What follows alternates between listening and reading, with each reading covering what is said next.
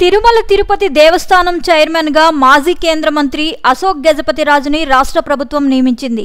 ఈ మేరకు ఉత్తర్వులు జారీ చేసింది. సింహాచలం దేవస్థానం అనువంశిక ధర్మకర్తలైన పూసపాటి రాజుల వంశంలో అశోక్ గజపతిరాజు రాజకీయంగా ఎంతో ఎత్తుకు ఎదిగారు. కేంద్ర మంత్రిగా కూడా పనిచేశారు.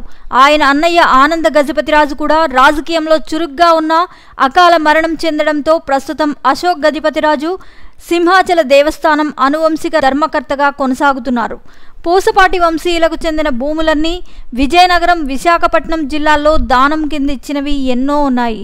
ఉత్తరాంధ్రలోని విజయనగరం, శ్రీకాకుళం, విశాఖపట్నం జిల్లాలకు సంబంధించిన దేవాలయాలకు అటు అనువంశిక ధర్మకర్తగానే వ్యవహరిస్తున్నారు.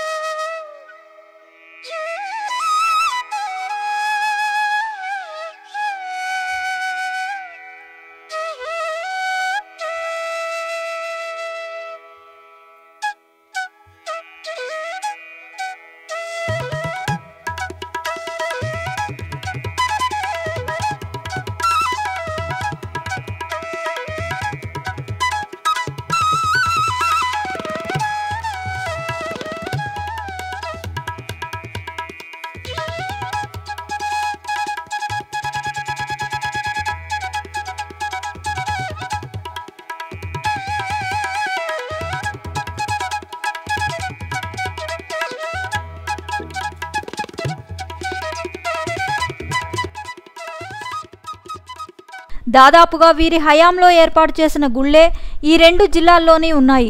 రామతీర్థం గుడి విషయంలో అశోక్ గజపతిరాజుకు తీరని అవమానాన్ని వైసీపీ ప్రభుత్వం మిగిల్చింది. వారి గుడిలోనికి వారిని రాకుండా కట్టడి చేసింది. అంతేకాకుండా సింహాచల దేవస్థానం అనువంశిక ధర్మకర్త పదవి నుంచి కూడా తొలగించడానికి ఎన్నో ప్రయత్నాలు చేసింది. ఎంతో అవమానించింది. అయినా ఆ అప్పన్న కరుణ అశోక్ గజపతిరాజుకు వెంటే ఉంది. నేడు కూటమి ప్రభుత్వం అధికారంలోకి వచ్చాక అశోక్ గజపతిరాజుకు తగిన గౌరవాన్ని ఇస్తూ తిరుమల తిరుపతి దేవస్థానం ట్రస్ట్ చైర్మన్గా నియమించడం పట్ల పూసపాటి వంశీయులతో పాటు విజయనగరం, శ్రీకాకుళం, విశాఖపట్నం జిల్లాల్లోని ప్రజలు ఆనందం వ్యక్తం చేస్తున్నారు. నిరంతర సంచలన వార్తా సమాచారం కోసం వీక్షిస్తూనే ఉండండి మా VST news. Please subscribe our channel VST news.